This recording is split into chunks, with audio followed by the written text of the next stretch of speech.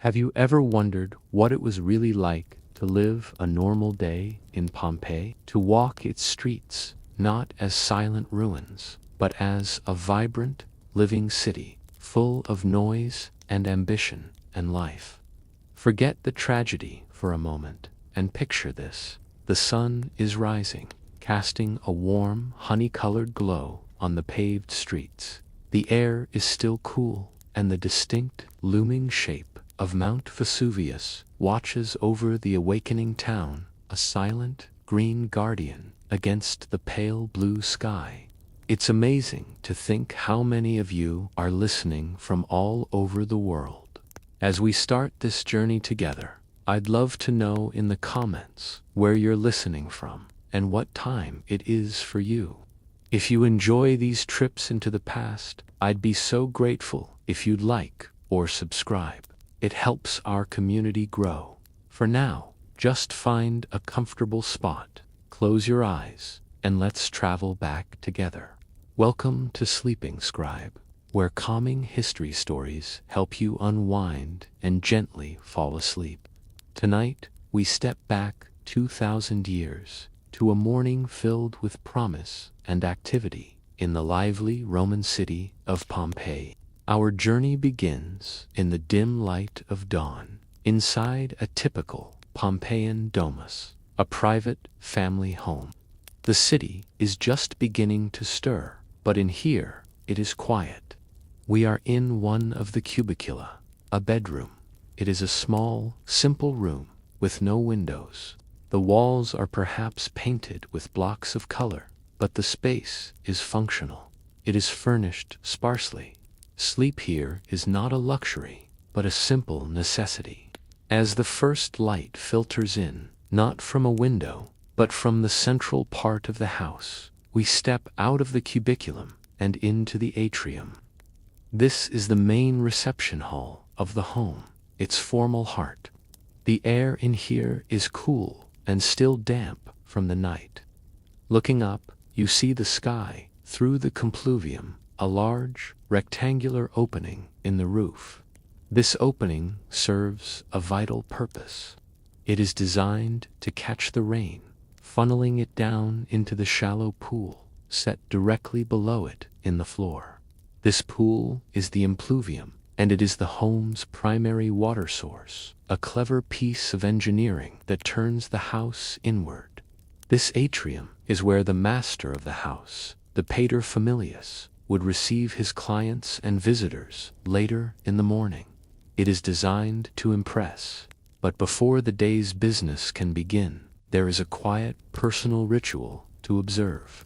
Near the atrium, or perhaps in the kitchen, is the lararium.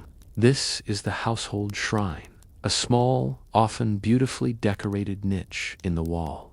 Inside, small figurines represent the Lares, the guardian spirits of the family and the home.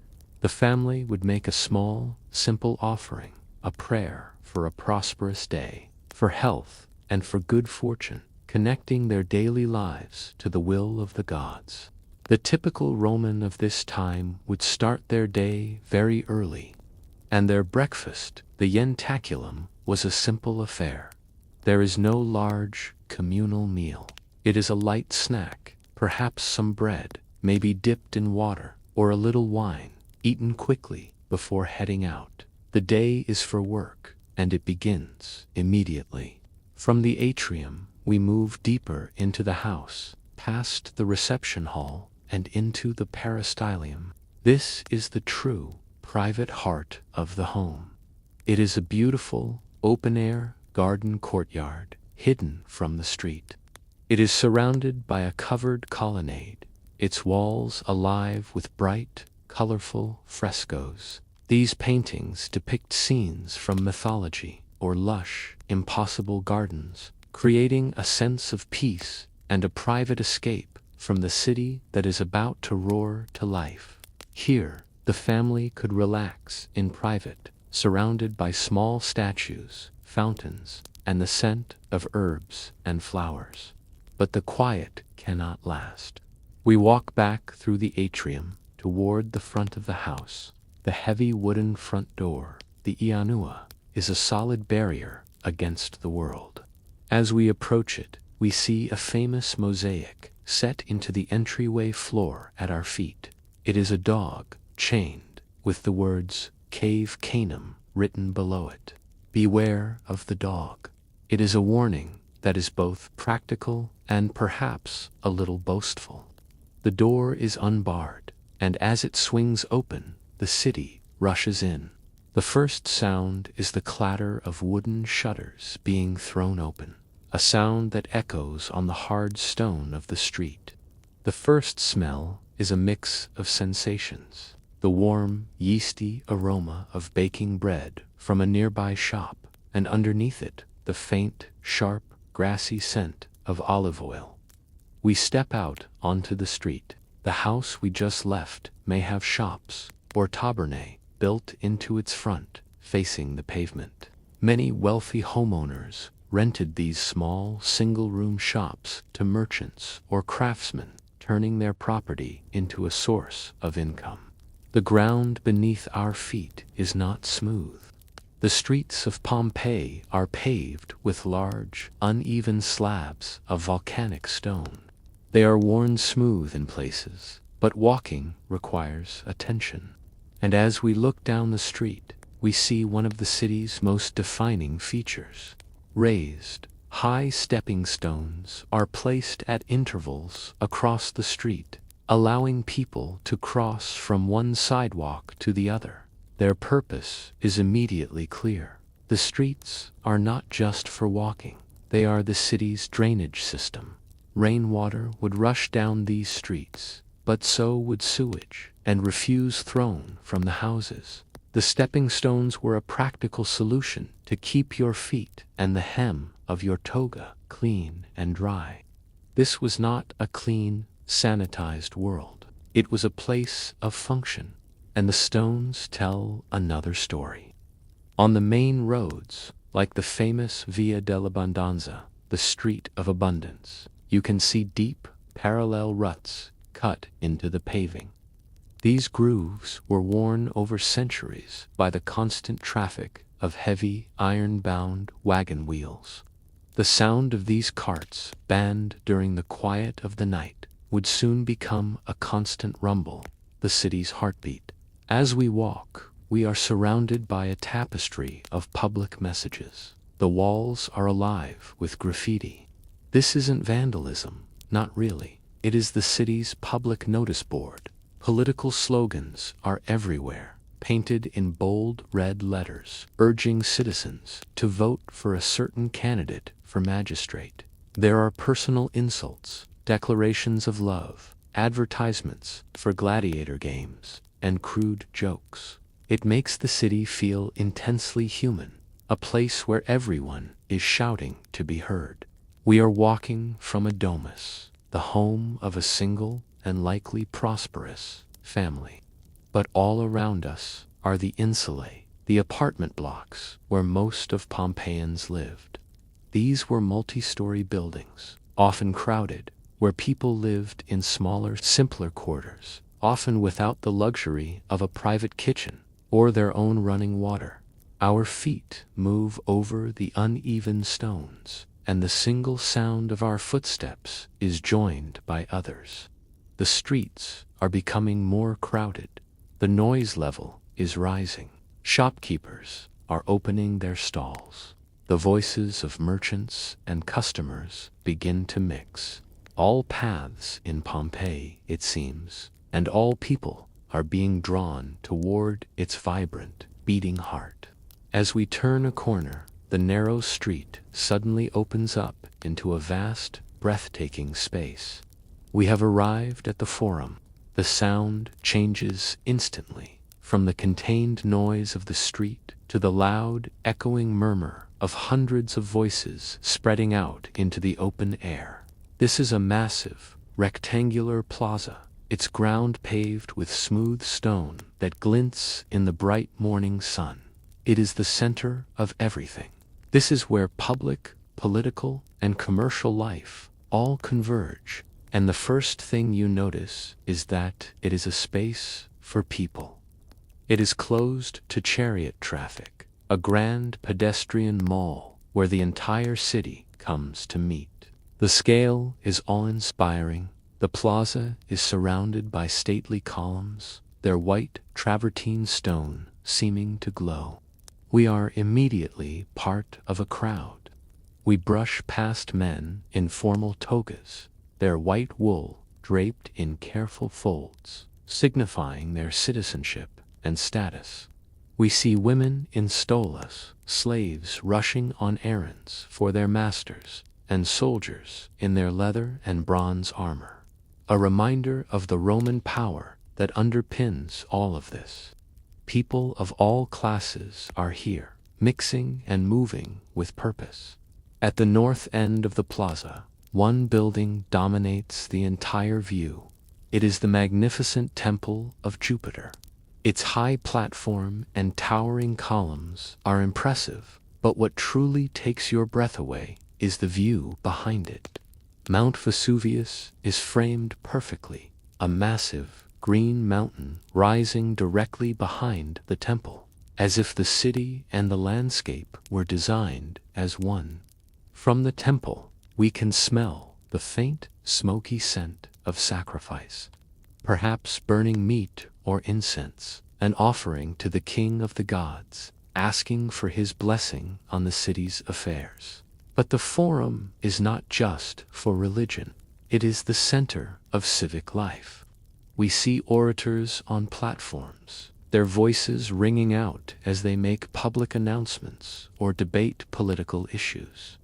Over in one corner is the Comitium, an open-air hall where, during election season, the city's eligible men would gather to cast their votes. And everywhere there are statues, honorary statues of the emperor, of local dignitaries, and of wealthy patrons who had given money to the city. They are cast in bronze or carved from marble, and they are not just art. They are a constant, physical reminder of Rome's power and of the social hierarchy that holds the city together.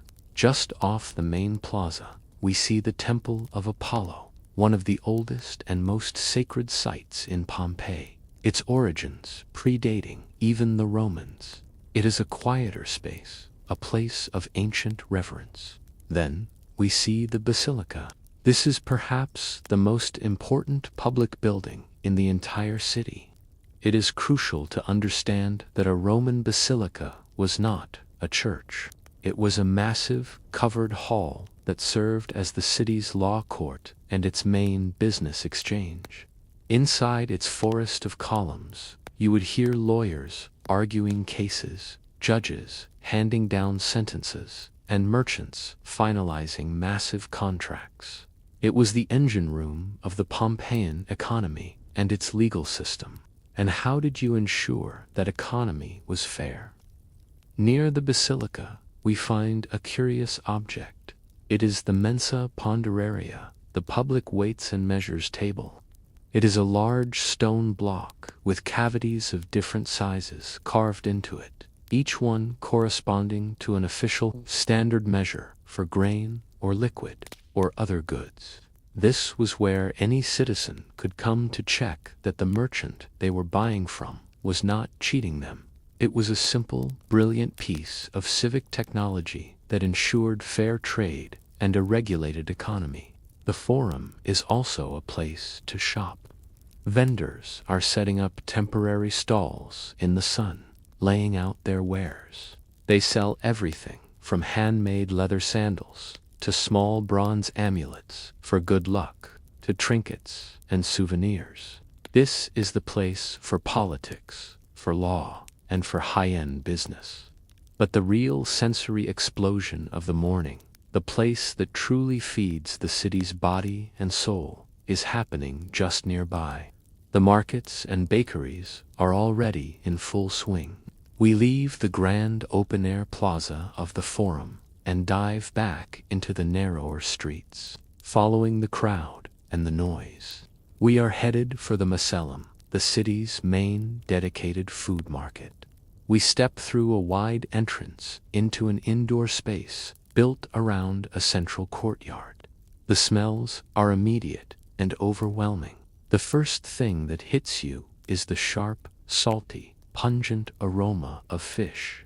In the center of the courtyard, we see a round structure, a tholos. This is the fish market. Water sloshes on the stone as merchants display the day's catch. There are special drains built into the floor to carry away the water, the blood, and the scales. It is a wet, loud, and incredibly smelly business. And that smell is dominated by one thing, garum.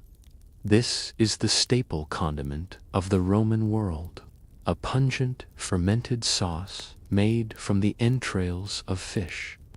It is used in almost every dish, and Pompeii is one of the biggest exporters of it in the empire. The entire city, in these market quarters, carries the unmistakable, salty temps of garum. But it is not the only thing for sale. The Macellum is where Pompeians come for their daily groceries. We see the staples of the Mediterranean diet, piles of colorful produce, mounds of sweet figs, bunches of dark grapes, and bright red pomegranates. There are stalls selling olives, cheese, and butchers cutting portions of meat. This is the daily task of stocking the larder for the day's main meal. But as we move through the market, another, more comforting smell begins to cut through the sharp scent of fish and salt. It is the warm, rich, yeasty smell of baking bread. We follow this aroma out of the Macellum and down a nearby street, and soon we find its source, a pistrinum, a bakery. Pompeii had over 30 bakeries, and they were the engine of the city's daily food supply. We look inside. The first thing we see is the large, beehive-shaped oven, its mouth open and glowing, the walls around it stained black with soot. The floor is covered in a fine layer of dust from the milled flour. And then we see the mills. They are remarkable, ingenious things. They are hourglass-shaped, made of heavy, dark, porous, volcanic stone. These are not small, tabletop grinders. They are massive, industrial machines, and they are not powered by hand. In the dim light of the bakery, we see the animals. Donkeys or mules are tethered to wooden beams attached to the mills. They walk in slow, endless, patient circles, their hooves muffled on the dusty floor. The sound is a heavy, rhythmic, grating grind, the sound of stone on stone, turning wheat into the flour that the city needs to survive. The bakers, covered in flour and sweat, are pulling the finished loaves from the oven. And we know exactly what this bread looks like. At a different bakery, the bakery of Modestus, archaeologists would one day find over 80 loaves, perfectly carbonized and preserved, frozen in the oven on the day of the eruption. The bread is round, and it is scored into segments, almost like a modern pizza, not for cutting, but for easy tearing. This bread is not for a large morning feast. Romans generally ate their main meal, the cena, in the late afternoon or early evening. This bread is for the light breakfast, or for a worker to buy and eat on the go, or for a household to stock up for the day. The morning's business is well underway. The shopping is being done. But what if you were one of the many Pompeians who lived in a small apartment in an insula with no kitchen of your own? What if you were a worker, a sailor, or a traveler, and you just needed a hot meal and a cup of wine right now? You would go to one of the most common establishments in the entire city. We step back onto the main street, and it does not take long to find one. It is a thermopolium. The word literally means a place where something hot is sold. It is a Roman fast food counter. And there were over 80 of them in Pompeii, a sign of a huge demand for quick, hot food. We see the classic L-shaped counter facing the street, open to all. The counter itself is often brightly decorated, perhaps with marble or with colorful frescoes. In some, the paintings even depict the food on offer, a kind of visual menu. The counter surface is worn, sticky from spilled wine. Set into the counter are the dahlia, large, deep terracotta jars. Steam rises gently from them. This is where the food and drink is kept hot. These were, essentially, snack bars. They were incredibly popular with the lower classes, or anyone who could not, or did not want to, cook at home. And we know what they were serving. In a stunningly preserved thermopolium in a part of the city called Reggio 5, excavators found traces of the last meals served. Inside the dolia, they found residues of pork, goat, fish, and even snails. These were hearty, hot stews, scooped out and served to customers. They also served fresh bread and, of course, wine. Often, it was Kalita, a hot, mulled wine, fragrant with spices. The smell of this mulled wine mixes with the aroma of roasting meat and rich stews, wafting out into the street. The thermopolium is not a quiet or refined place. It is a social hub. The air is filled with the clinking of coins on the counter and the gruff shouts of the proprietor. From a corner, we hear the loud, boisterous laughter of a group of patrons. These places had a seedy reputation. They were often associated with gambling.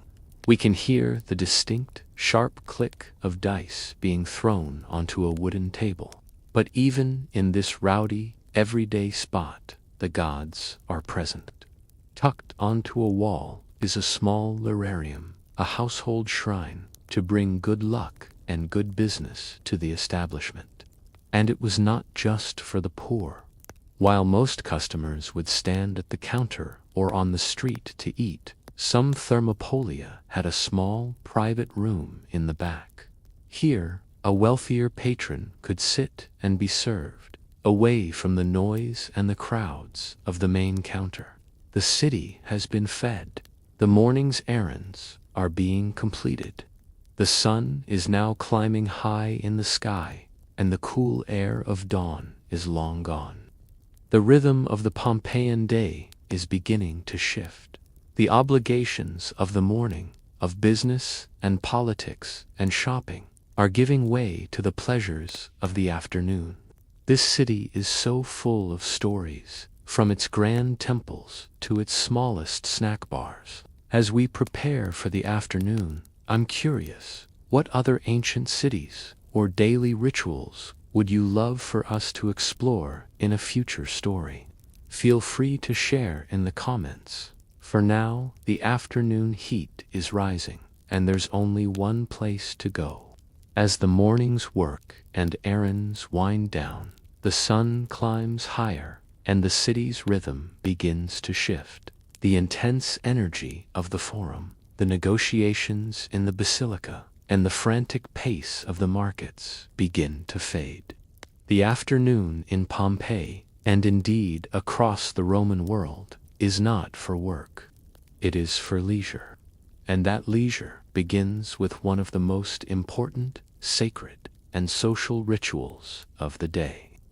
We are walking to the public baths. This daily act was not simply about hygiene.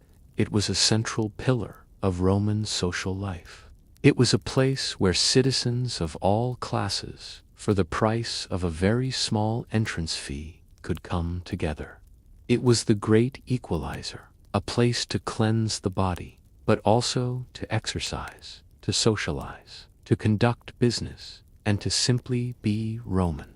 Pompeii had several public bathhouses. There were the Forum baths, the Central baths, and the ones we are heading to today, the Stabian baths. These are the oldest and the largest in the city. Their foundations date back to the 2nd century BC, and you can feel that sense of history as you approach.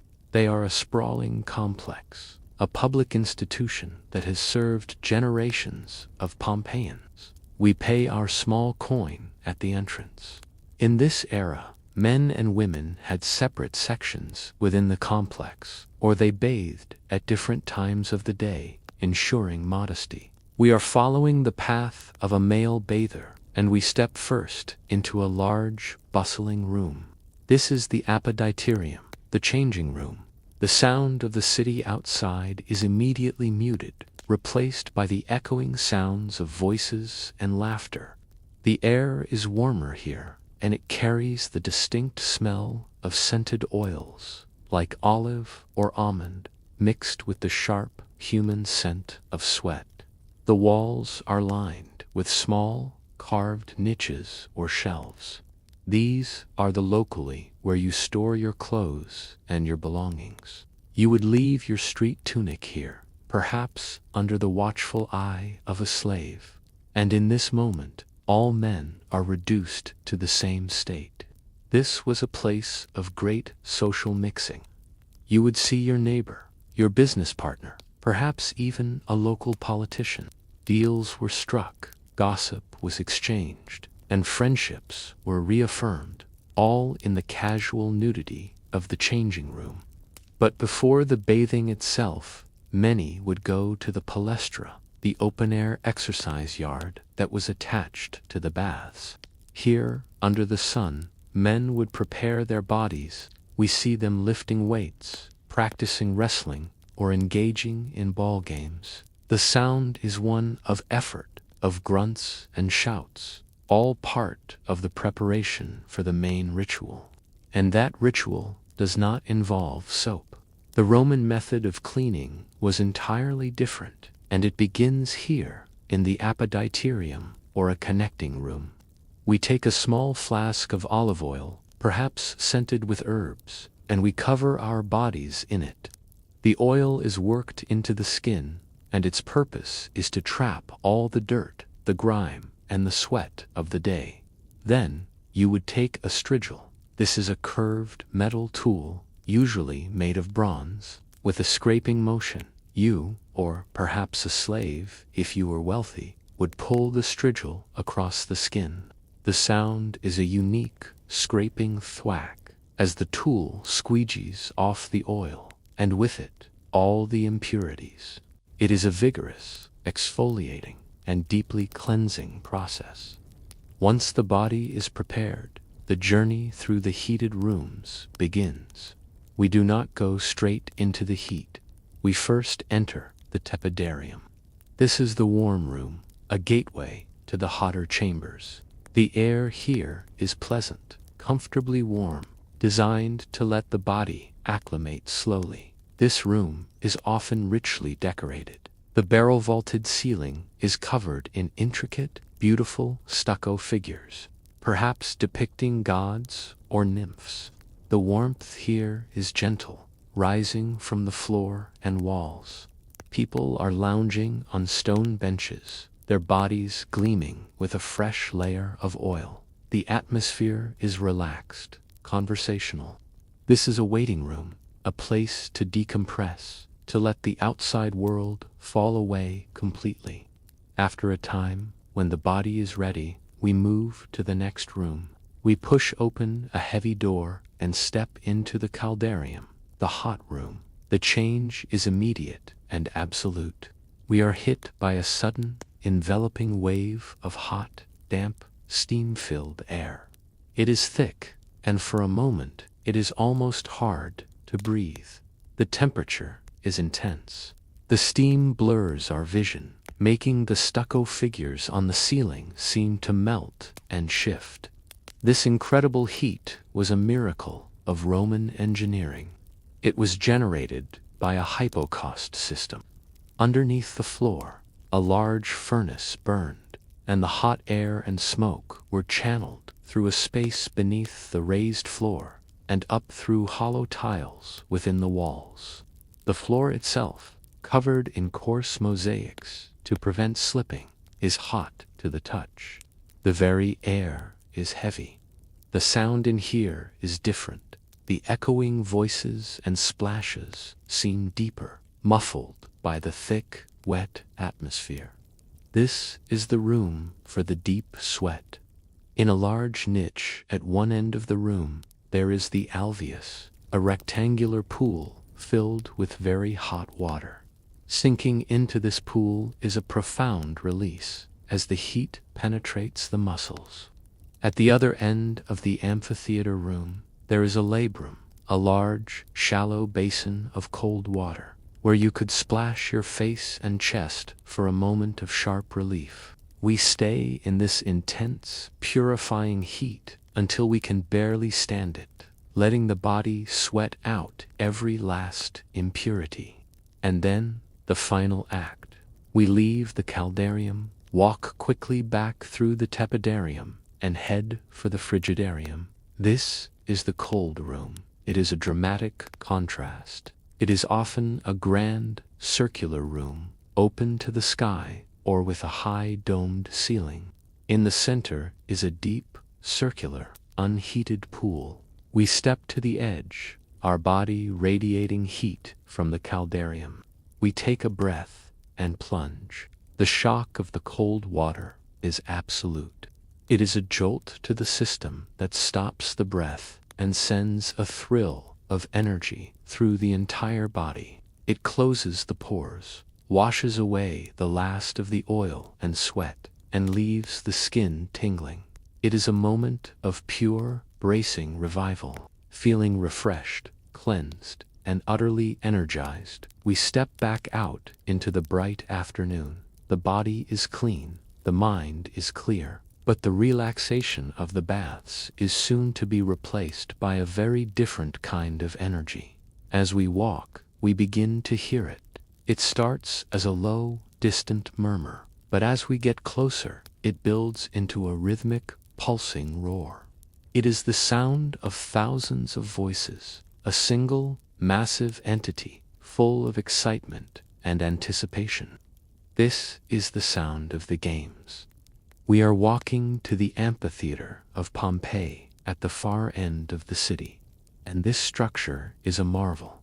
Built around 70 BC, it is the oldest surviving Roman amphitheater in the entire world. It is older even than the Colosseum in Rome. It is a source of immense civic pride, an elliptical stadium of stone and earth that could hold an estimated 20,000 spectators. This is roughly the entire population of the city, plus thousands of visitors from the surrounding towns and countryside. Today, the games, or ludi, are on, and it seems all of them are here.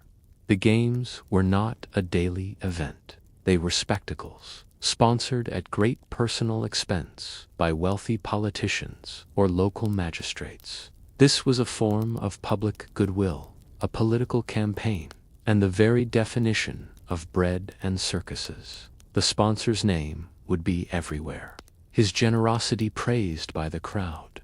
We move with the throng, finding our way up the external staircases and into the seating area, the cavea. The intense, dry heat radiates from the stone seats. The sun is high and beats down relentlessly, but above us we see the solution. A large awning, the velarium, has been stretched over much of the seating. It is a massive sheet of canvas, manipulated by ropes, casting rhythmic, flapping shadows across the crowd and the arena floor below. We find a place to sit. The roar of the 20,000 spectators is deafening. It is a physical force, a wall of sound that you feel in your chest. We look down at the arena floor. Unlike the Colosseum, Pompeii's amphitheater had no complex subterranean tunnels. It was a simple, open, earthen space, which made the events feel more raw, more immediate. The day's events often began in the morning with the Venatians, the wild animal hunts. Exotic animals, captured and shipped from distant corners of the empire, would be released into the arena to be hunted by trained specialists. But now, in the afternoon, the main event is about to begin: the gladiators. The crowd roars as the combatants enter the arena. their armor and helmets glinting in the flickering sun. These men were a complex mix. Most were slaves, prisoners of war, or condemned criminals, their lives forfeit. But some were free men, volunteers who sought the intoxicating thrill of fame and fortune, risking everything for the roar of the crowd. They were trained at a special school in Pompeii, the Quadriporticus, which served as their barracks. They were professional athletes, and their lives depended on their skill. And there were many different types, each with unique equipment designed for specific matchups. We watch as a murmillo, a fisherman, enters. He wears a large bronze helmet with a fish-like crest. He carries a tall, oblong shield, the scutum, and a short, broadsword, the gladius. He is a heavyweight, a powerful, defensive fighter. His opponent is a Threx, a Thracian. He is lightly armored, carrying only a small, square shield. But in his hand is a sika, a short, curved dagger, designed to slash and hook around the edge of a shield. It is a classic match of power versus agility. Then, a new fighter enters, and the crowd loves him. He is a Retiarius, the net man. He is almost naked, wearing only a loincloth and a metal guard on his shoulder and arm. He carries no shield and no helmet. His weapons are a weighted net and a long, sharp trident. His job is to entangle his opponent, to trip him with the net, and then to finish him with the trident, like a fisherman spearing his catch. He is fast, nimble, and vulnerable. The combat is brutal, skillful, and real. The coppery smell of blood and sweat begins to rise from the hot dust of the arena floor. The crowd is on its feet, screaming, unified in its bloodlust. This was not just entertainment. It was a deadly, serious, tribal passion. We know that in 59 AD, a famous and bloody riot broke out in this very amphitheater. A dispute between the local Pompeians and visiting spectators from the rival town of Nuceria exploded into a full-scale brawl. A fresco found in Pompeii depicts the event, a chaotic scene of violence in and around the stadium. Today, the crowd is wild, but the violence stays on the sand. The brutal excitement of the games was a spectacle for the masses, a raw, visceral release. But not all of Pompeii's entertainment was so public or so bloody. In the heart of the city, a different kind of performance was taking place in a much more refined setting. We leave the deafening roar of the amphitheater, our ears ringing, and walk to the city's theater district. The contrast is immediate. Here, two theaters sit side by side, a testament to Pompeii's appreciation for the refined arts. First, we see the large theater. It is a beautiful, open-air, semicircular building that could seat about 5,000 people. It was built in the Greek style, with the seating, the cavea, built directly into a natural hillside, a clever use of the landscape. This is where the great dramas were performed, the tragedies of the Greeks, and the popular, rowdy comedies of Roman playwrights. The stage building, the skenephrons, is an elaborate, permanent backdrop of columns and statues, giving the performance a sense of grandeur. As we watch, we see the actors. They are wearing large, colorful masks called personae. These masks were essential. They were exaggerated, allowing the audience in the very back rows to understand the character's emotion. There was a mask for the old man, the young lover, the clever slave, the tragic queen. They also allowed a single actor to play multiple parts in the same play. The sound here is remarkable. The design of the theater amplifies the actor's voice, carrying it to the highest seats without shouting. And next to this grand theater is a smaller, more intimate building. This is the Odeon, or the Theatrum Tectum, the roofed theater. This smaller building could seat about 1,500 people, and its wooden roof made the acoustics perfect. This was not a place for loud comedies. This was a place for more refined, intimate performances. We slip inside, and the atmosphere is entirely different. A hush has fallen over the crowd. On the stage, a musician is playing a cithara, its notes clear and resonant in the enclosed space. A poet reads his work, his single voice filling the room. This is where you would come for concerts, for poetry readings, and for mimes. This was an entertainment for a more educated, more cultured audience. And yet, like the amphitheater, admission to the theaters was typically free. They were paid for by the same wealthy patrons, sponsoring art and culture, just as they sponsored the bloody games. We sit for a moment on the cool stone seats as the afternoon sun begins to lower. The performance is quiet, thoughtful. In the air is the faint scent of perfumed water, which was sometimes sprinkled over the audience to cool them and to please the senses. It is a world away from the dust and blood of the arena. As the applause from the Odeon fades, the shadows in the streets lengthen. The public phase of the Pompeian day, a day of business, of bathing, and of spectacle, is coming to a close.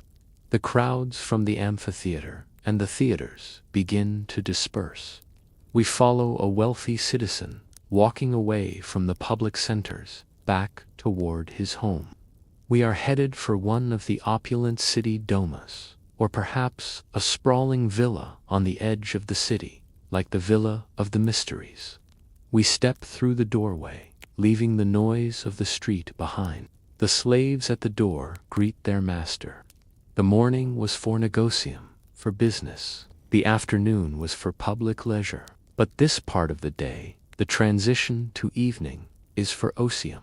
Otium is a Latin word that means more than just leisure. It is a kind of leisurely retirement, a time for private contemplation, for reading, for philosophy, and for enjoying the beauty of one's home. And the heart of otium is the peristylium, the private garden courtyard. We step into this space, and it is a sanctuary. The garden is surrounded by a colonnade of painted columns. The walls are covered in incredibly vivid, colorful frescoes. The famous, rich Pompeian red seems to glow in the warm, late afternoon light. These paintings are a major status symbol. We might see scenes from the House of the Veti, with its famous depictions of Cupids and Psyche. Or perhaps, as in the Villa of the Mysteries just outside the city, we would see a massive, enigmatic fresco, a silent, life-sized procession of figures that scholars believe depicts an initiation into the mystery cult of Dionysus. The floors under our feet are not stone, but intricate mosaics, perhaps a complex geometric pattern, or a stunning, lifelike scene. We are standing on a copy of the Alexander mosaic, found in the House of the Faun, a masterpiece of art. A carpet of tiny stones showing a great battle, a statement of the owner's wealth and cultural education. The air is filled with the sound of trickling water. Fountains, or nymphaea, are tucked into corners, with small bronze statues spouting clear water into marble basins. This sound and the shade of the garden creates a cool, peaceful microclimate, a buffer against the city. The air smells sweet, a heavy perfume of jasmine and roses. The garden is planted with ornamental flowers, but also with herbs and fruits that will soon be used in the kitchen.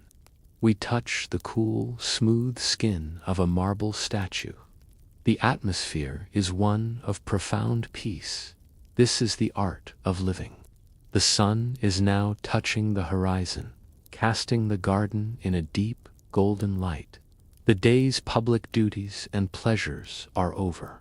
Now, inside this magnificent home, the slaves are busy, the kitchens are hot, and the final, and perhaps most important, social event of the day is about to begin. It's incredible to think about the sheer artistry and luxury that filled these homes.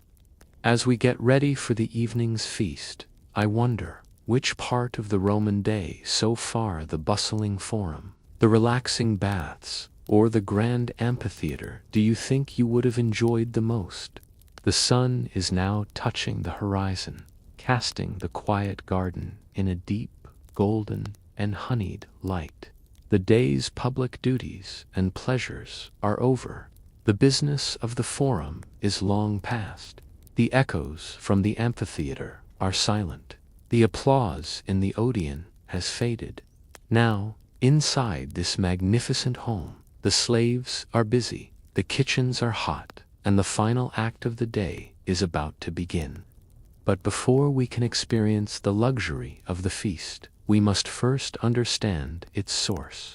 We leave the peaceful, perfumed air of the peristylium and walk toward a different part of the domos. We are headed to the Kalina, the kitchen. This room is not a place of pride. It is not designed for comfort. The Roman kitchen was almost always small, dark, and relegated to an obscure corner of the house, as far from the public reception rooms as possible. It was a place of pure, unadorned function, a place of labor. As we approach, the first sensation is the heat. It is a cramped, sweltering, and overwhelming wave of dry heat, a stark contrast to the cool evening air in the garden. And then, the smell. It is not the clean, inviting aroma of a modern kitchen. It is a thick, greasy, and acrid mix of charcoal smoke, roasting meat, boiling herbs, and the sharp, salty tang of fish sauce. We step inside. The room is dark. There is no chimney. All the smoke from the cooking fire simply struggles to find its way out through a small, high window or a simple vent in the roof. Over years, this smoke has stained the walls and ceiling a deep, greasy black. The air is thick, and it stings the eyes. The cooking is not done on a complex stove. It is done on a simple, raised brick hearth, or perhaps a portable bronze brazier. It is an open fire, hot and inefficient, filling the small space with its choking fumes. And this entire, sweltering, difficult operation is run by slaves. A wealthy household in Pompeii could have dozens of enslaved people, and the kitchen had its own strict hierarchy. There was the head cook, the kokwis, often a highly skilled and expensive slave, perhaps from Greece or the East, prized for his ability to create the elaborate dishes the master demanded. He would have assistants, and below them, other slaves with single, specific roles. A person to tend the fire, a person to grind the spices, a person to wash the pots. All of this, the entire culinary art of the home, was built on the foundation of human property. This was a fundamental and unquestioned part of the Roman economy. The beautiful frescoes we admired, the relaxing baths, the intricate mosaics, all of it was made possible by the labor of people who had no rights, no freedom, and no choice. In the dim light, we see them. Their faces are streaked with sweat and soot, their tunics stained. They are moving quickly, silently, in the low, flickering light of a few small oil lamps. These lamps cast deep, dancing shadows on the dark walls, making the cramped room feel even smaller. The sounds are the sounds of pure work, the rhythmic, heavy thud of a mortar and pestle as spices are pounded into a paste, the sharp, fast chop of an iron knife on a wooden block, the sizzle of meat in a bronze pan, and the bubble of liquid in a heavy earthenware pot. Water is a constant, laborious demand. There is no running water in the kitchen. A slave must make endless trips to the impluvium in the atrium, or perhaps to a nearby public fountain, hauling heavy buckets of water for boiling, for washing, and for drinking. Here we see the ingredients from our morning journey to the macelum being transformed. The fish is being scaled, the herbs are being crushed, the goat meat is being stewed, and the ubiquitous garum, the fermented fish sauce, is being added to a pot, its pungent aroma weaving through all the other smells. The pressure on the cook is immense. The menu for a cena, a dinner party, is a complex, multi-stage affair. The appetizers, the gestatio, must be prepared. The main courses, the prime mense, are cooking over the fire. The dessert, the secundae mense, must be ready to serve. Each dish must be perfect. From the intense heat, the smoke, and the silent, desperate labor of the kitchen, we now move into the room where all of this effort will be displayed. We move into the magnificent dining room, the triclinium.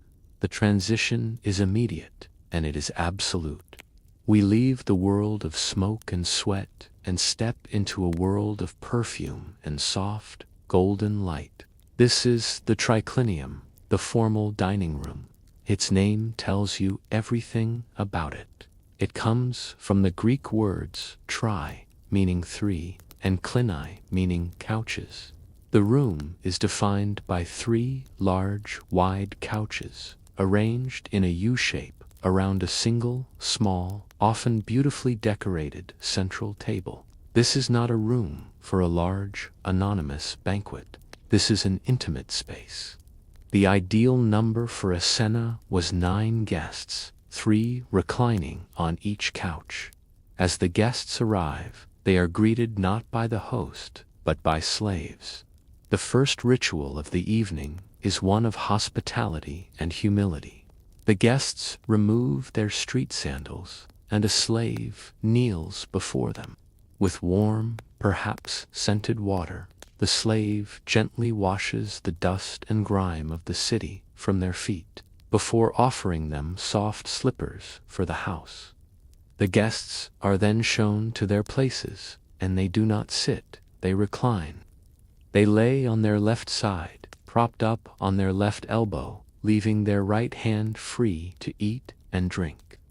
This posture, to a Roman, was the very symbol of high status. It was a sign of otium, of leisure, of being civilized. Slaves, laborers, and children ate sitting. Only the free, the elite, would recline to eat. They even believed this posture was better for digestion. We recline with them, sinking into the soft, deep cushions that cover the couch. The room is glowing. The light does not come from a single, harsh source. It comes from dozens of small, elegant bronze oil lamps placed on stands or hanging from the ceiling. Their many small flames create a warm, intimate, and flickering glow that reflects beautifully off the polished silver cups and serving dishes. The air is no longer filled with smoke. It is filled with the scent of exotic spices, of expensive perfumes, and of the roasted meat and rich sauces that are about to be served.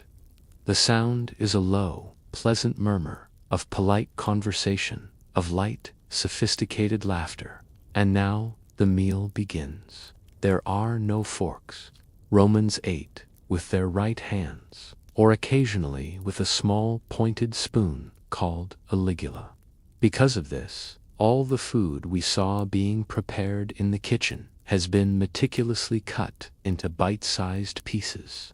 Slaves move silently and gracefully between the couches. They are almost invisible. They offer bowls of scented water and fresh linen napkins so that guests can wash their hands between each and every course.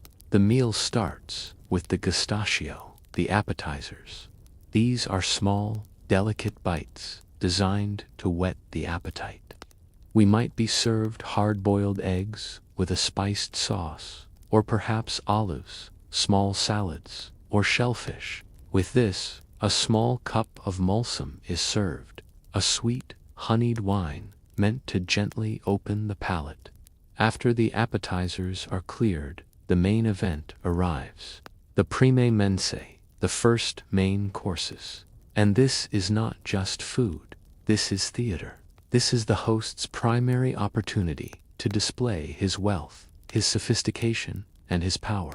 The dishes are a parade of the exotic and the complex. A slave might bring in a whole roasted pig, which is then carved to reveal that it is stuffed, not with stuffing, but with cooked sausages, as if it were its own entrails.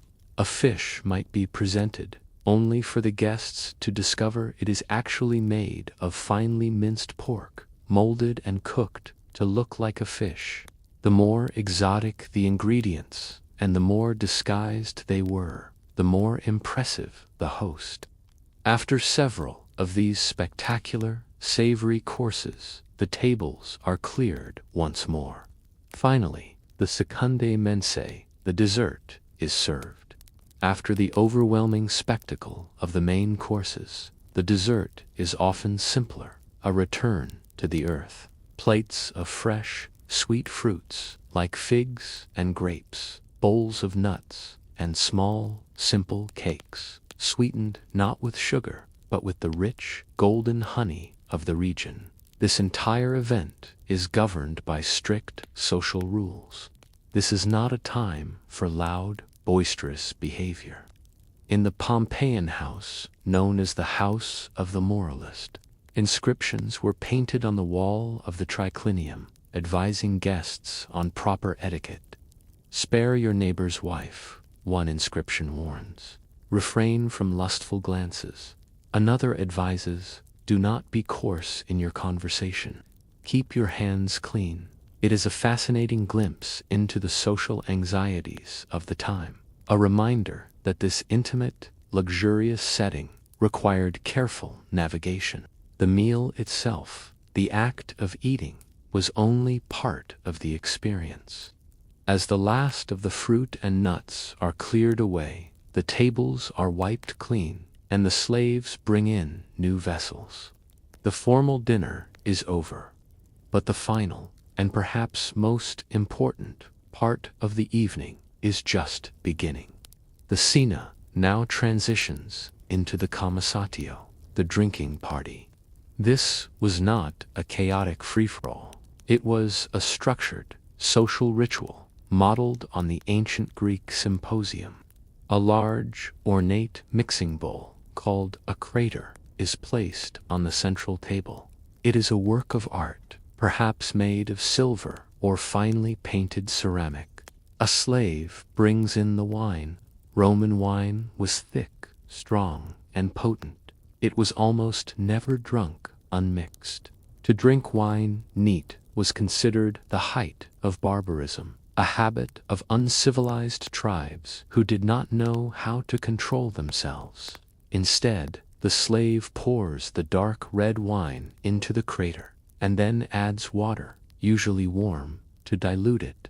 This wine was often not to our modern taste. It was frequently sweetened with honey, or flavored with spices, herbs, and sometimes even a touch of seawater to act as a preservative. But how strong should the mix be, and how much should everyone drink? That was not left to chance. It was time to appoint the magister bibendi, the master of drinking. This king of the party was chosen by a simple game of chance, usually a throw of the tali or knucklebones. Whoever won was in charge for the rest of the night. He would set the wine-to-water ratio, deciding if it would be a night of light conversation or heavier indulgence. He would also set the number of cups that each guest was required to drink to keep pace. It turned the drinking into a shared, communal game. As the cups of warm, sweet, spiced wine are passed around, the atmosphere in the triclinium changes. it becomes even more relaxed, more intimate. Respectable wives and younger family members would often retire at this point, leaving the men to their wine and words. Sometimes the host might bring in other forms of entertainment. In the corner, a musician begins to softly pluck the strings of a lyra, its gentle, hypnotic notes providing a peaceful backdrop to the conversation. Dancers, or perhaps a troupe of actors, might perform a short, humorous mime.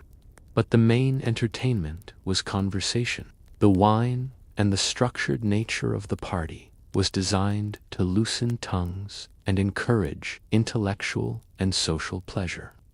Guests would discuss philosophy or debate the latest political news from Rome. A guest, his cup in hand, might stand and recite a long passage of poetry from memory, perhaps a piece from Virgil or Ovid, his voice rising and falling in the lamplit room. The goal was not simply to become drunk. It was to achieve a state of warm, pleasant, and soporific intellectual connection. As we recline, we might look down at the floor. Even the floor is a part of the experience.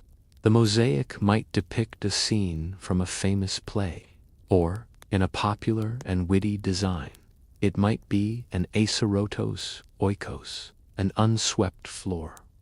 This was a mosaic that depicted, in stunning, lifelike detail, all the scraps from a feast, fish bones, lettuce leaves, and fruit stems, as if they had been carelessly tossed on the floor.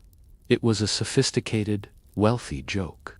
The night deepens. The music from the lyra grows softer.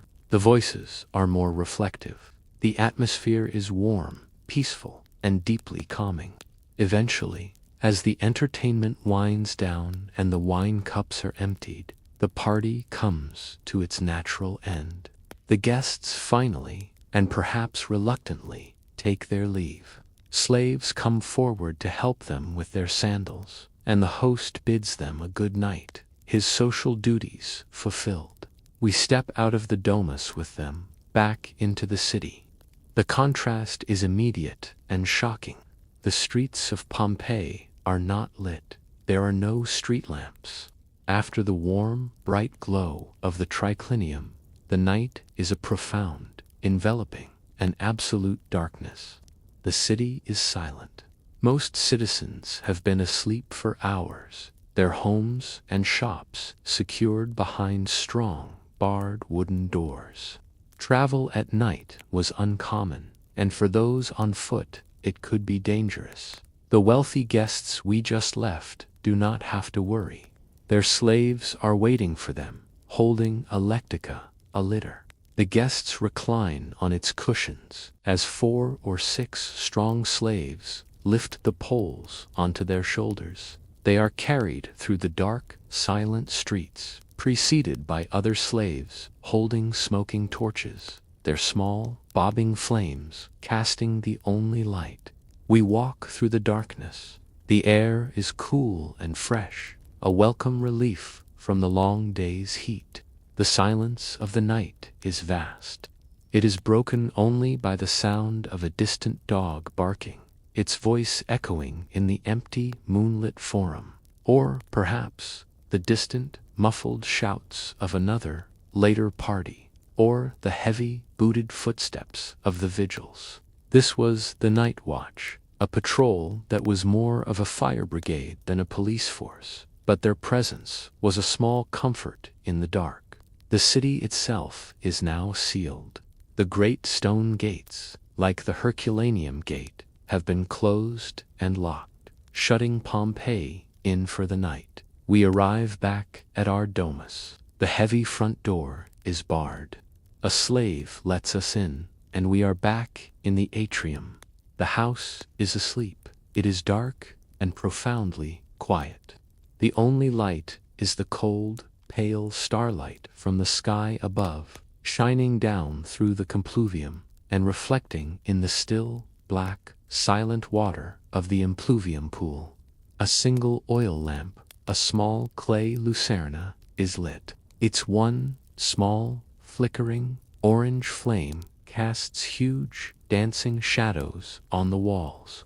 It gives off the faint, familiar scent of burning olive oil. We take this lamp and walk to our small, windowless cubiculum, the same room where our day began, what seems like a lifetime ago.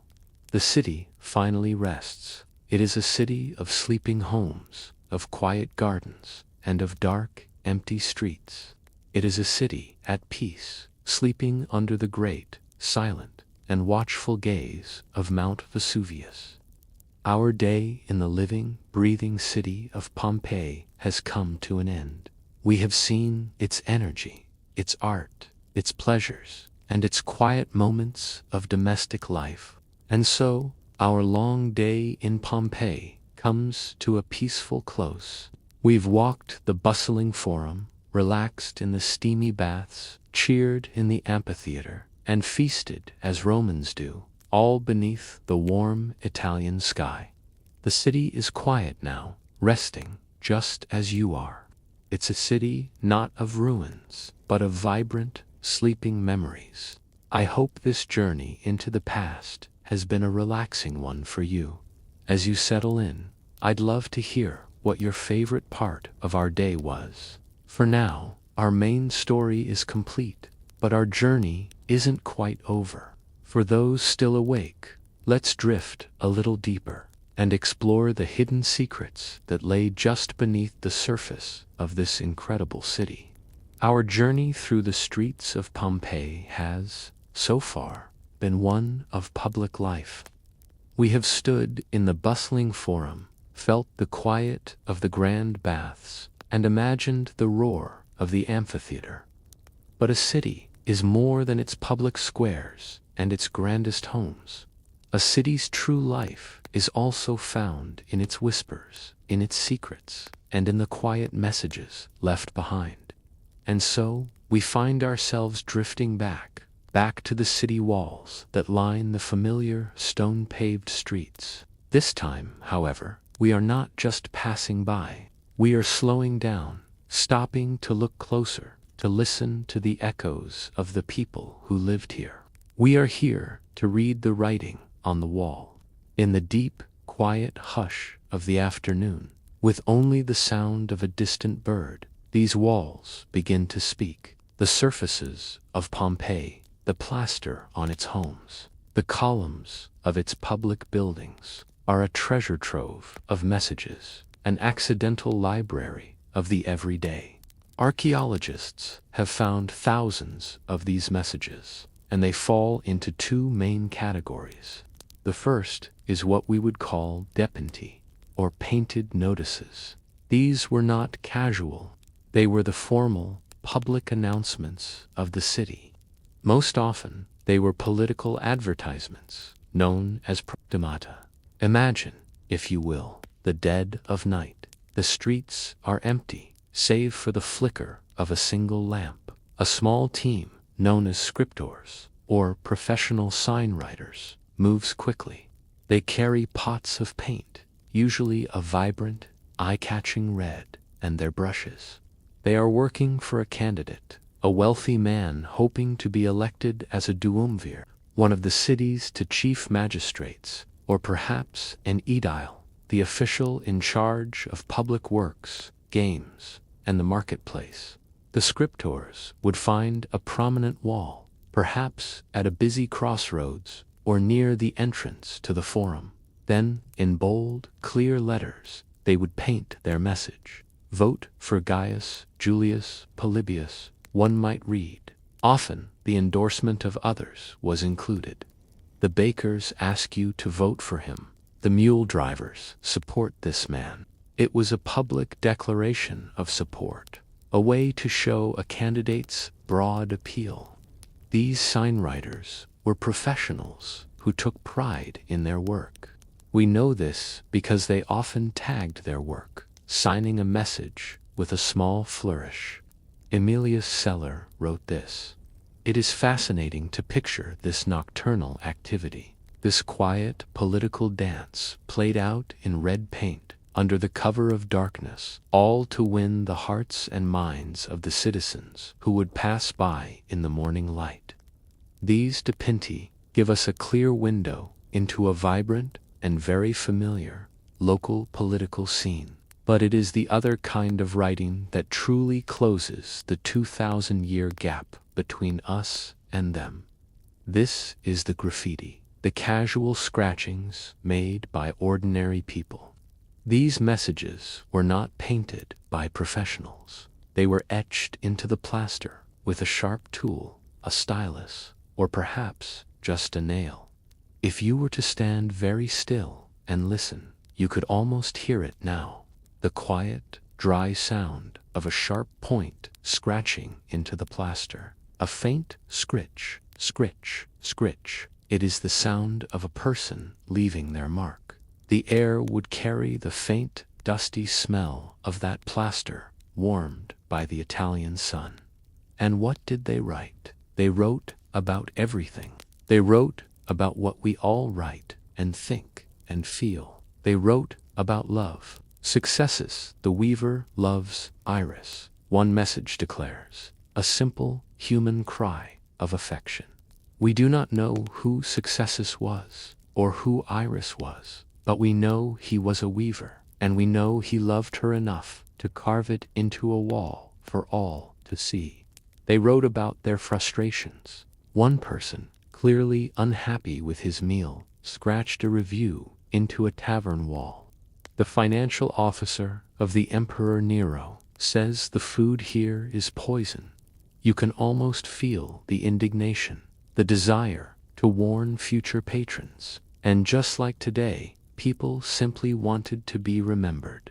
Countless messages are the simple, ancient equivalent of I was here, a name, a date, a mark of existence. The amphitheater and the gladiator barracks, as you might expect, were covered in fan graffiti. Just like a modern sports fan, Pompeians followed their heroes. They would scratch the name of a gladiator, like Celadus or Crescens, followed by a record of his victories. It was a celebration of the city's superstars, a public tally of fame and skill. Sometimes, the graffiti was surprisingly philosophical. One message found scratched on a wall reads, a small problem, when pondered, becomes a large one. It is a moment of pure, reflective thought, a piece of wisdom shared with the ages. Of course, not all of it was so high-minded. Much of the graffiti is crude, insulting, or filled with the kind of rough jokes you would expect from soldiers or tavern patrons. Perhaps most touching of all, archaeologists have found the first clumsy attempts of children learning to write.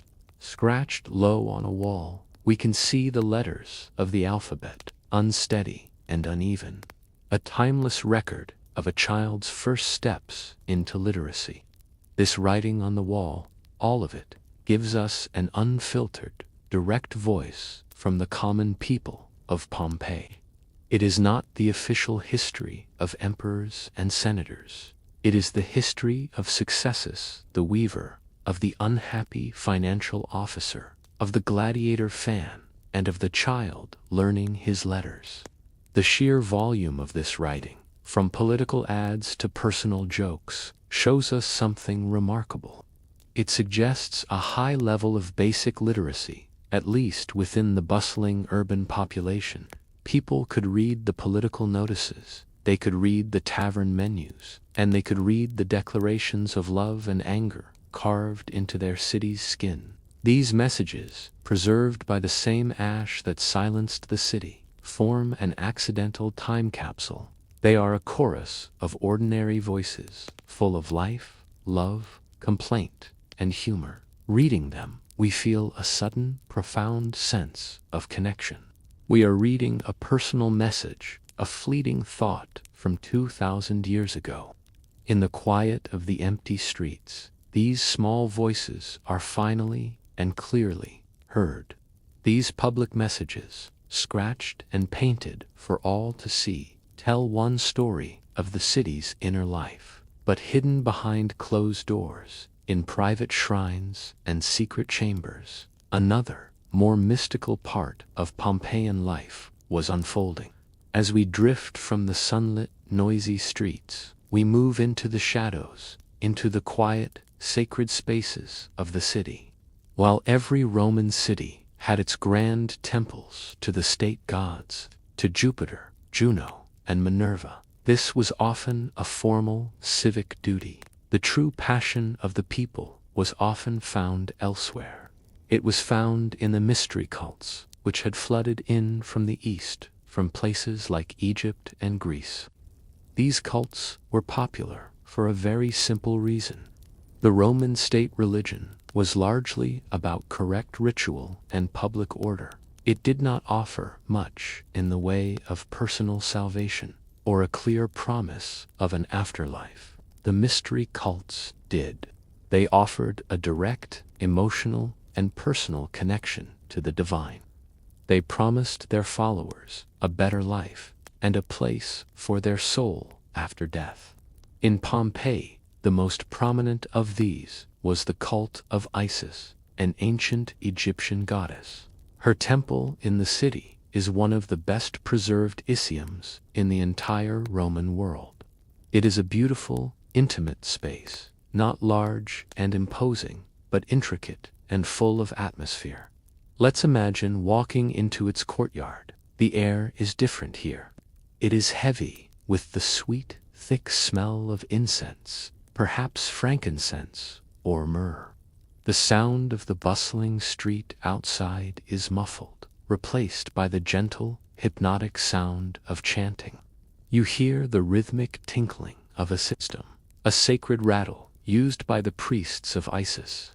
The walls are covered in brightly painted frescoes, but these are not the familiar scenes of Roman mythology. These are exotic, Egyptian-style paintings showing the goddess, her consort Osiris, and the jackal-headed god Anubis.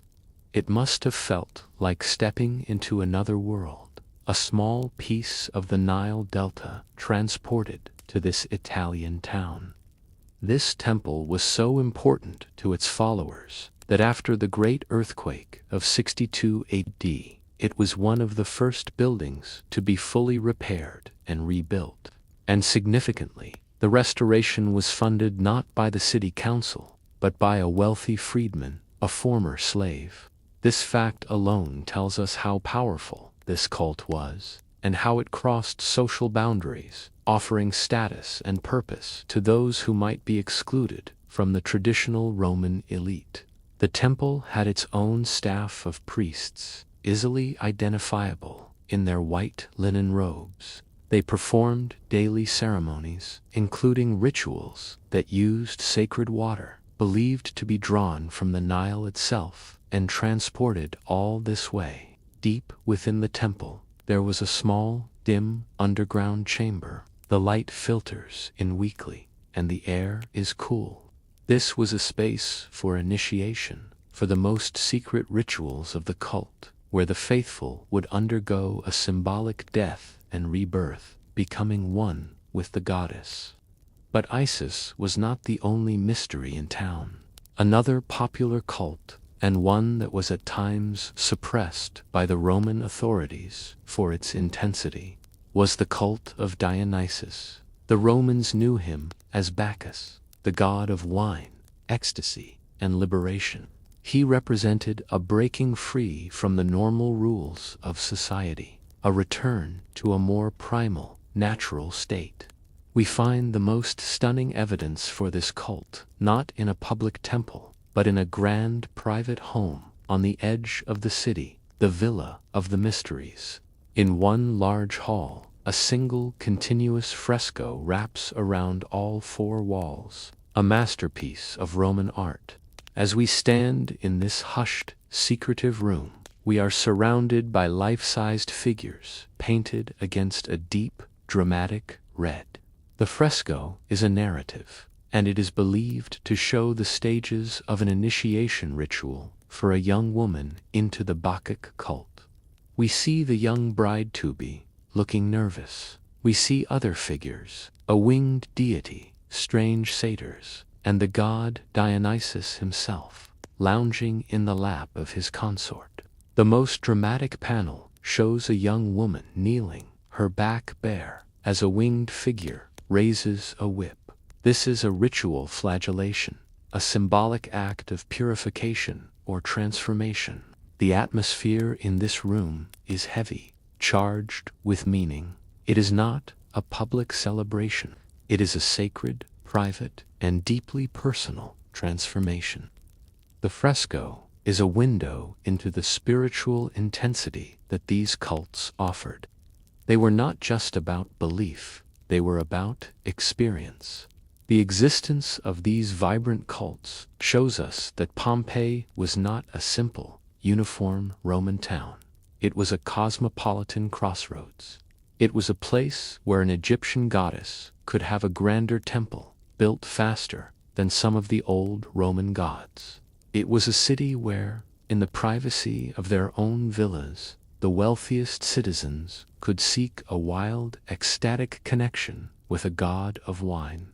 These cults, with their secret rituals, their intoxicating smells, and their promise of an afterlife, tell us of a people who were searching for something more, a personal, emotional, and direct path to the divine.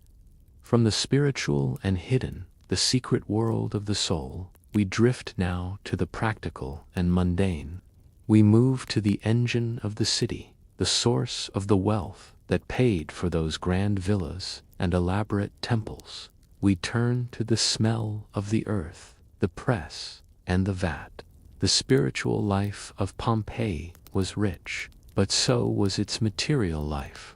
The city was wealthy, and that wealth sprang quite literally from the ground beneath it. The soil on the Sarno plain, and on the gentle slopes of Vesuvius itself, was incredibly fertile. It was volcanic soil, dark and rich in minerals, and it produced an abundance of valuable goods. The region was most famous for its wine. The slopes of Vesuvius were covered in endless, orderly rows of grapevines. The wine they produced, sometimes called Vesuvinum, was a major export. It was stored in large clay jars called amphorae, sealed, and shipped from the city's river port across the Roman Empire. We can imagine the scene at a large working farm, a villa rustica like the one found at Boscorial in the harvest season. The air would be sweet with the smell of ripe grapes. We would hear the gentle, rhythmic creak and groan of the torcularium, the large wooden wine press, as it was slowly turned, squeezing the juice from the grapes. This was the lifeblood of the Pompeian economy, a liquid currency that flowed out to the world. Alongside the grapes grew another, equally vital crop, olives. Endless groves of silvery green olive trees covered the landscape. The oil pressed from them was a staple of Roman life, far more important than just a foodstuff. Yes, it was used for cooking, but it was also the primary fuel for light. Every small terracotta lamp in every home, from the richest villa to the humblest shop, burned olive oil. And, as we remember from the baths, it was also used for bathing. Before a Roman entered the hot rooms, they would be rubbed down with oil, which was then scraped off with a tool called a strigil, taking the dirt and sweat with it. Olive oil was the light, the food, and the soap of the ancient world, and Pompeii produced it in vast quantities. The slow, quiet, dripping sound of freshly pressed oil collecting in a vat was the sound of prosperity. But Pompeii was home to another, far more pungent industry. The city was a major center for the production of garum, or fish sauce. This was the condiment of the Roman world, a prized, expensive, and powerful flavoring, used in almost every dish in the way we might use salt or soy sauce. The workshop of Aulus Umbricius Scaurus was the most famous producer in the city. His name was stamped on garum jars, found as far away as modern-day France. But the production of garum was not a pleasant business. It was made by taking the guts, heads, and blood of fish, mixing them with salt, and leaving them to ferment in large vats under the hot sun for weeks. To walk past one of these workshops would be an overwhelming experience. The smell would be overpowering, a sharp, salty, and profoundly fishy odor that would cling to the air for blocks. But to the Romans, this was the smell of a luxury, a testament to the city's commercial power. Inside the city walls, another essential and equally pungent business kept the city running: the laundry. We can visit the Polonica of Stephanus, a well-preserved example. Here, the city's wealthy brought their togas to be cleaned and bleached. The Romans did not have soap. Instead, the Polones, or launderers, used two key ingredients: fuller's earth, a type of clay, and urine. Urine, collected in public amphorae placed on street corners, was prized for its high ammonia content, a powerful cleaning and bleaching agent. Inside the Polonica, the scene was one of hard manual labor. The building was filled with large vats. Slaves and workers would stand in these vats, filled with the mixture of urine, water, and earth, stomping on the heavy woolen togas with their bare feet. The air would be thick with the sharp, acidic, and eye-watering smell of ammonia. It was a difficult, unpleasant, and low-status job. But it was essential for maintaining the bright white toga, the status symbol of a Roman citizen. These industries, the sweet wine, the golden oil, the salty garum, and the clean white togas were the engine of Pompeii. They created the vibrant, wealthy, and complex city we have been exploring. This commerce, from the slopes of the volcano to the back alleys of the city, funded the grand houses, the dazzling mosaics, the political campaigns, and the public games. But this commerce also funded a more hidden, though now famous, aspect of daily life, one found in a small, unassuming building in a quiet alley. We drift now, away from the grand forum and the wealthy villas, away from the temples and the workshops.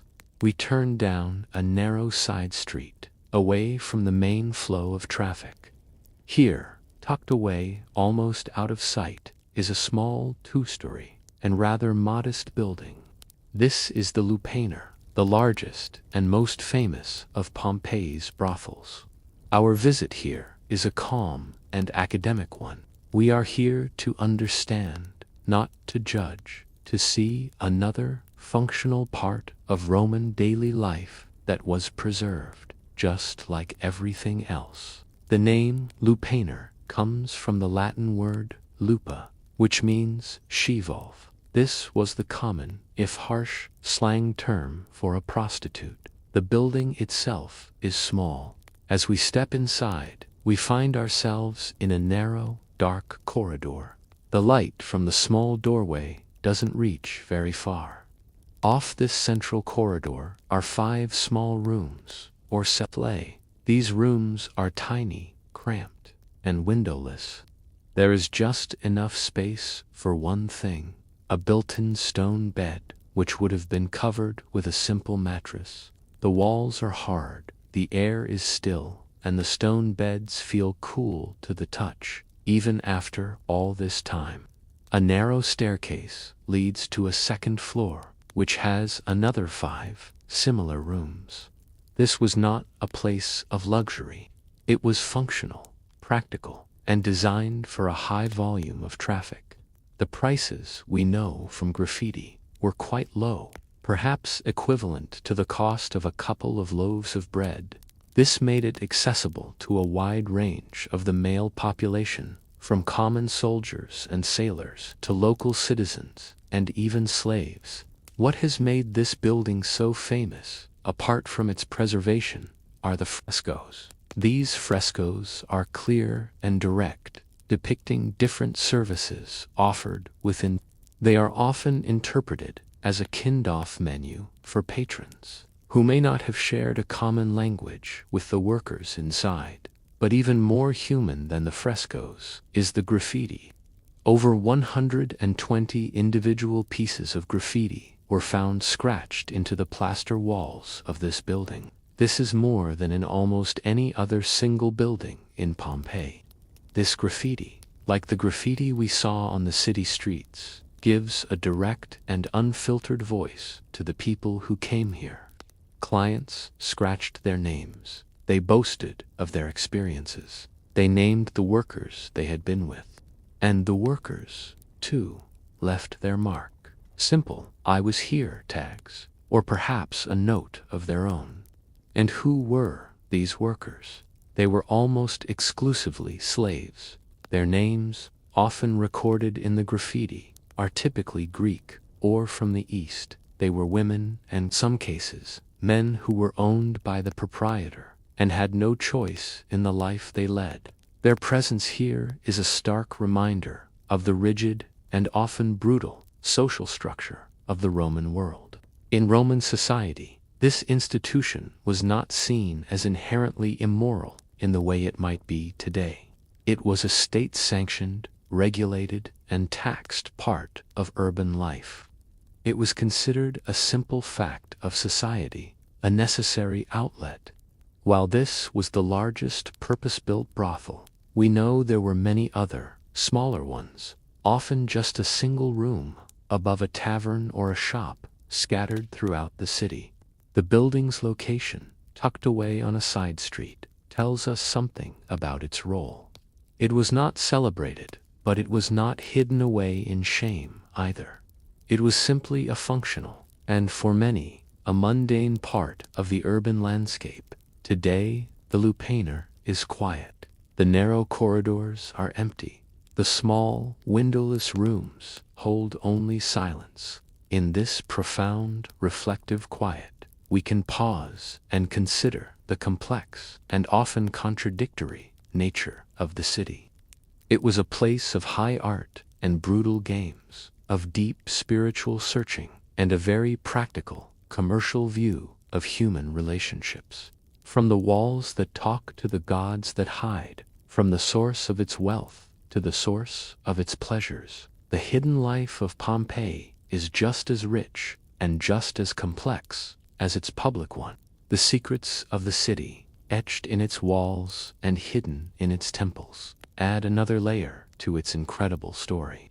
These were real people with complex lives, beliefs, and desires, all living and breathing in this remarkable place. I hope this quiet reflection has been peaceful for you.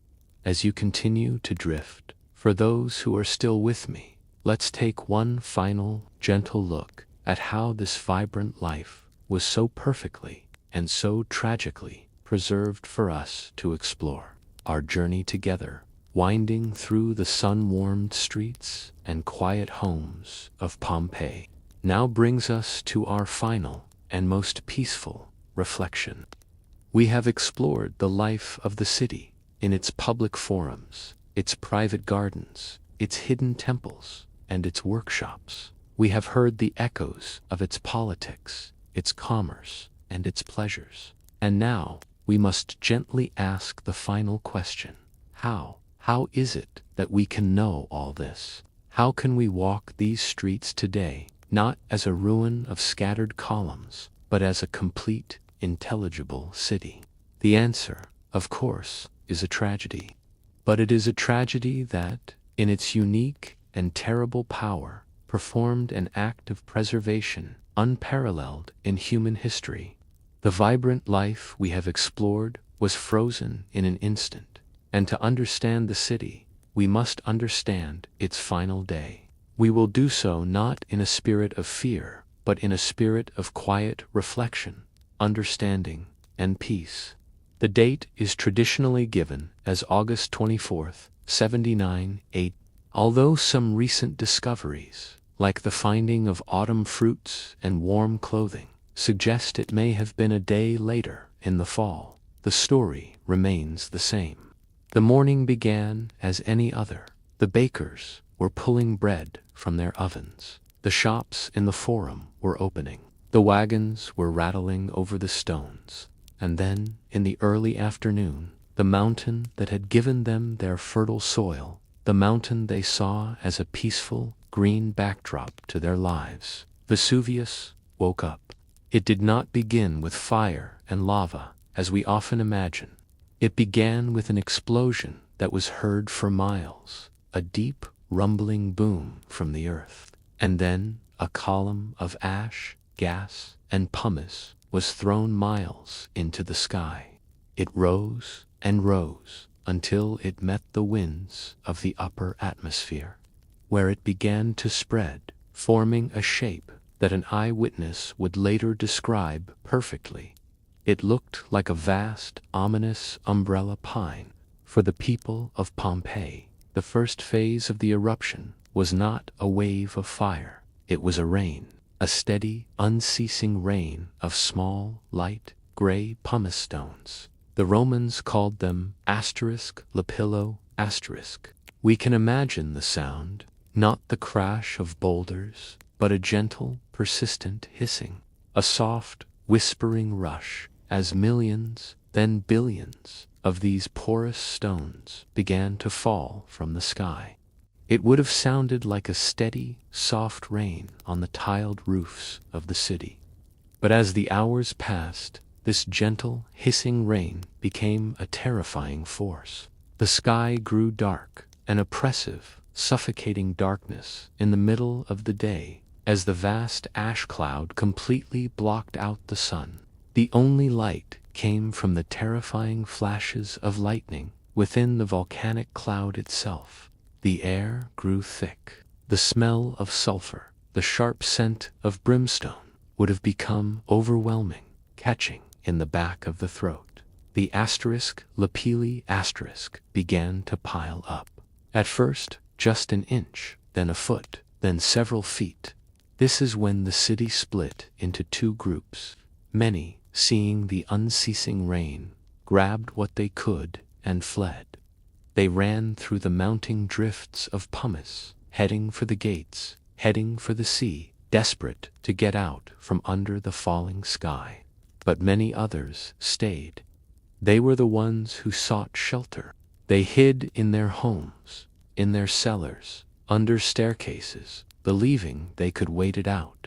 It was just a storm, they must have thought, a terrible storm of rock, but surely it would stop. They gathered their families, their lanterns, their pets, and they huddled in the darkness, listening to the hissing of the *lapilli* on the roofs above them. This proved to be a fatal mistake. As the pumice piled up, its weight became immense. Roofs, not built to withstand this, began to groan, and then to collapse. The first victims of the eruption were those who were sheltering, buried under the weight of their own homes. This phase, the pumice fall, lasted for hours, piling drift upon drift of gray stone, burying the first story of the city. And then, after hours of this terrible, dark siege, the most lethal phase arrived. The eruption column, which had held for so long, finally collapsed under its own weight. It created something new, something for which the people of Pompeii had no name. We call it a pyroclastic surge. This was not a slow-moving river of lava. It was a superheated, fast-moving cloud of ash, gas, and rock. It was a dense, ground-hugging avalanche of pure heat traveling at hundreds of miles per hour, and it was over 300 degrees Celsius, or 570 degrees Fahrenheit. It was this surge, this superheated whisper, that raced down the slopes of the mountain and arrived at Pompeii. It was silent, and it was instant. For those who had survived the pumice fall, whether they were huddled in their homes or struggling through the streets, there was no time to react.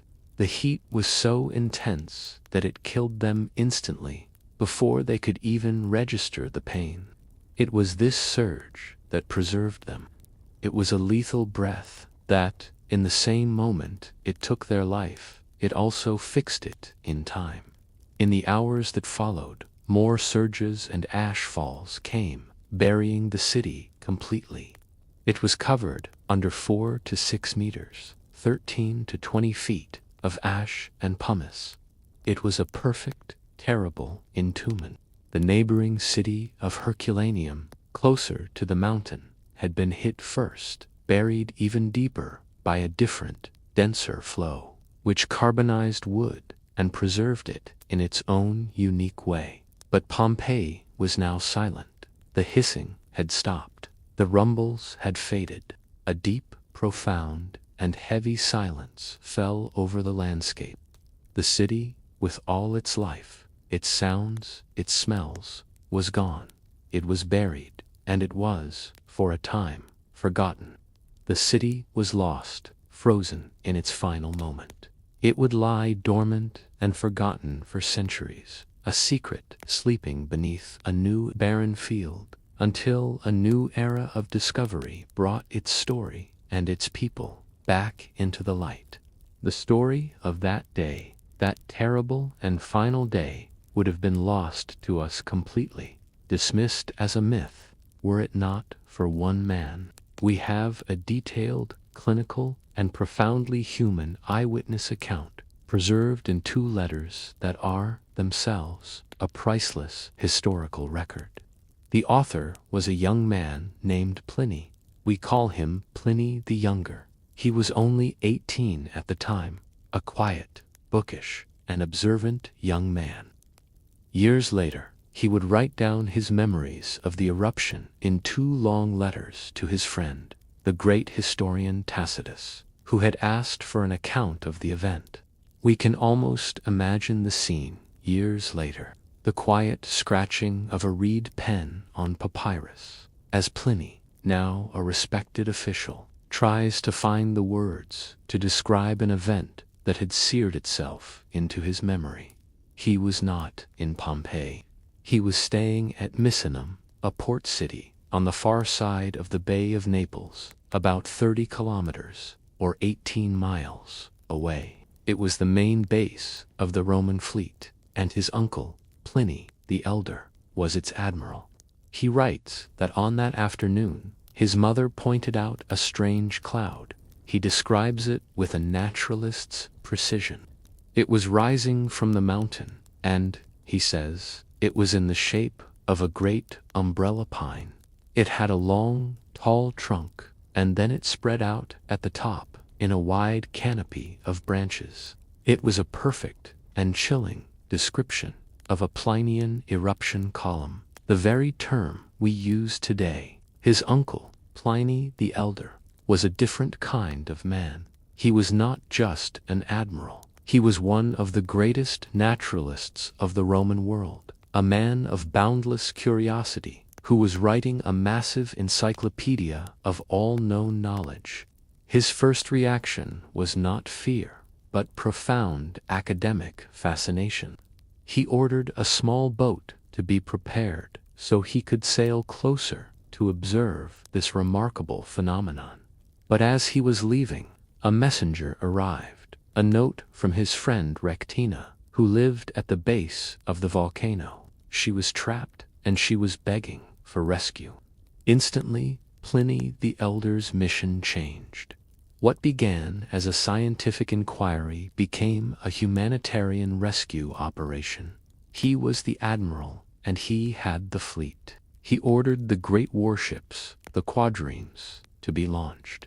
He himself sailed directly into the heart of the danger, shouting, as his nephew recalled, that fortune favors the brave.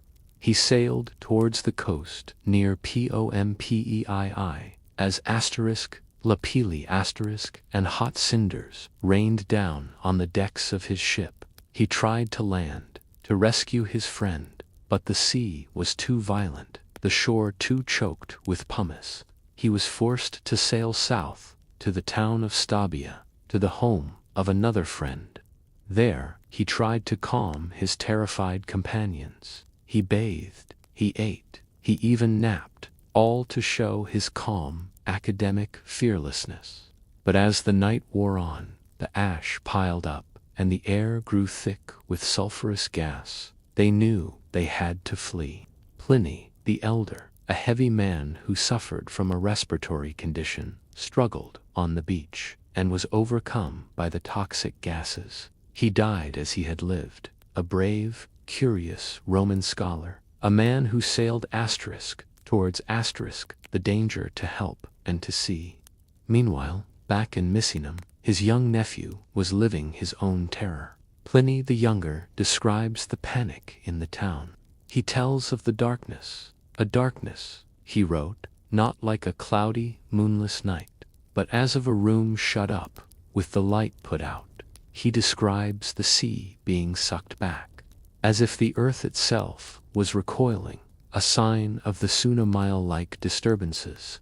He and his mother joined the flood of refugees fleeing the town. He recalls the strange, heavy feeling of the ash as it began to fall, even at that distance. He describes how they had to constantly stand up and shake the heavy ash off their shoulders to avoid being buried alive. His account is so clear, so rational, so detached in its observation of the chaos, that it has become the single most important volcanological record of the ancient world. His letters are a bridge. They connect the vast geological event to the personal human tragedy. Pliny's letters told the world, and told us, what happened. But it would be almost 1,700 years before the world would see who it happened to, thanks to a remarkable and ingenious archaeological discovery. For centuries, the city slept. The name Pompeii was almost forgotten, a whisper in old texts. The land above it, rich again with volcanic soil, was farmed. A new town was built nearby. The buried city was a lost secret. It was rediscovered by accident in 1748. But these early excavations were not scientific. They were a chaotic, destructive treasure hunt. The kings of Naples, who ruled the area, wanted art and statues for their palaces. Workers tunneled through the ash, smashing walls, taking the fine frescoes and mosaics, and discarding everything else. It was a second destruction. Then, in 1863, a new era began. An archaeologist named Giuseppe Fiorelli was put in charge of the site. He was a systematic, careful, and brilliant man. He was not interested in just finding treasure. He was interested in finding the story. Fiorelli introduced a new methodical system, excavating layer by layer, house by house, street by street. And as he did, he began to notice something strange. Here and there, within the hardened layers of gray volcanic ash, his workers would find a hollow space, a void. When they broke into these voids, they would sometimes find a few bones, a skull, or a piece of jewelry. But the void itself was the main feature. Fiorelli, with a flash of genius, realized what he was looking at. The pyroclastic surge had buried the people of Pompeii in a fine, hot ash. This ash had hardened around them like a mold. Over the centuries, the soft tissues and clothing of the victims had decomposed, leaving nothing behind but their bones, and a perfect, hollow, human-shaped void in the ash, a perfect impression of their final moment. Fiorelli developed a technique that was as simple as it was brilliant. When his excavators found a void, they would stop. They would carefully pour in liquid plaster, what the Italians call gesso, filling the hollow space completely. They would let the plaster set and harden. Then, with painstaking care, they would begin to chip away the surrounding volcanic ash. We can imagine the sound, the gentle, patient tapping, and the quiet, slow, and careful sound of an archaeologist's brush dusting away the gray powder. And as the ash fell away, something remarkable was revealed. Not a statue, not a work of art, but a asterisk, calco, asterisk, a cast. A perfect, three-dimensional impression of a person, frozen at the very moment of their death. These asterisk, calci asterisk, as they are called, are the single most powerful and most human legacy of Pompeii. They are a direct, haunting, and tangible link to the tragedy. The casts capture the final, poignant moments of the city's residents. They are not poses of long, drawn-out agony, for the heat had been too quick for that. They are the unconscious, instantaneous postures of life's end. In the place archaeologists call the Garden of the Fugitives, a group of 13 casts are clustered together.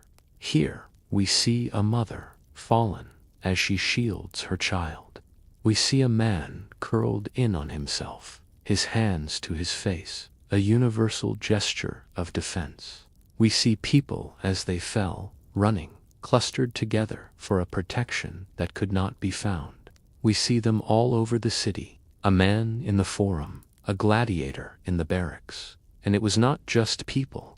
The most famous and heartbreaking cast of all is that of a dog found in the house of Orpheus. It was clearly tethered, unable to flee. The cast shows it writhing on its back, its legs contorted as it struggled against its chain and the falling ash. These sleeping figures, white plaster, stark against the dark volcanic soil, are the final powerful echo of the vibrant life we have explored. They are the permanent residents of a city that paradoxically died in order to be preserved forever. This technique is still used today, sometimes with clear resin, allowing us to see the bones and the small, personal items, like rings or coins, that were inside the void. They are a profound and peaceful reminder. They are the people, not just the buildings. Our long journey, our gentle walk through the stones and shadows of Pompeii is now coming to a close. We have seen the city in its full, vibrant life. We have stood in its noisy forum, rested in its quiet baths, and listened to the whispers on its walls. And now we have stood quietly with its sleeping echoes. What is the legacy of this frozen city? Why does it hold such a powerful grip on our imagination? Its gift is unique. Pompeii is a UNESCO World Heritage Site, but it is more than that. It is the only ancient city in the world that can be explored in its entirety, exactly as it was on a single day 2,000 years ago. When we visit Rome, we see a city that was built over again and again for centuries. It is a rich but complicated layering of history. Pompeii is different. It is a single-level time capsule. It is a perfect, complete snapshot. It has provided more information, more context, more detail on the daily life of the Roman world than any other source. Every loaf of bread found in an oven, every piece of graffiti on a tavern wall, every tool in a workshop, every fresco in a home has been a lesson.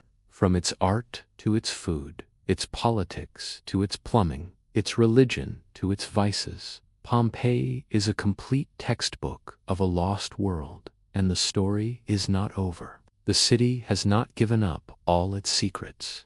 New excavations, like the recent project in Reggio V, continue to reveal new wonders. A new, stunningly preserved asterisk, thermopolium asterisk, or fast food counter, was uncovered, its pots still containing traces of the food that was to be served that day.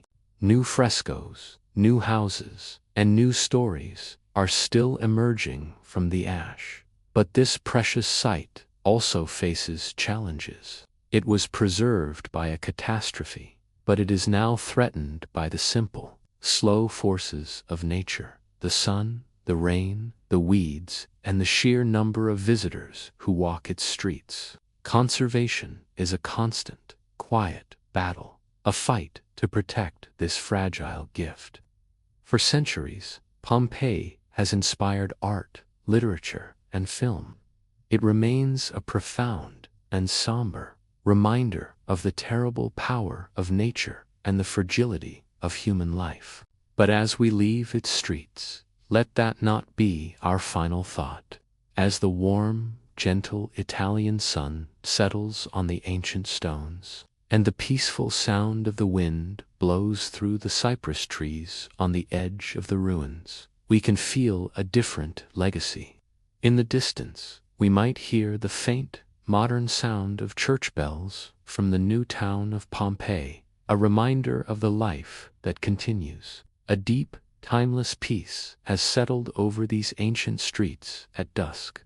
Pompeii is not just a story of a disaster. It is a perfectly preserved story of life, a complete, tangible, and vibrant story of busy mornings, lazy afternoons, and peaceful nights, so much like our own. We've walked the streets of a living city, and we've stood quietly with its sleeping echoes.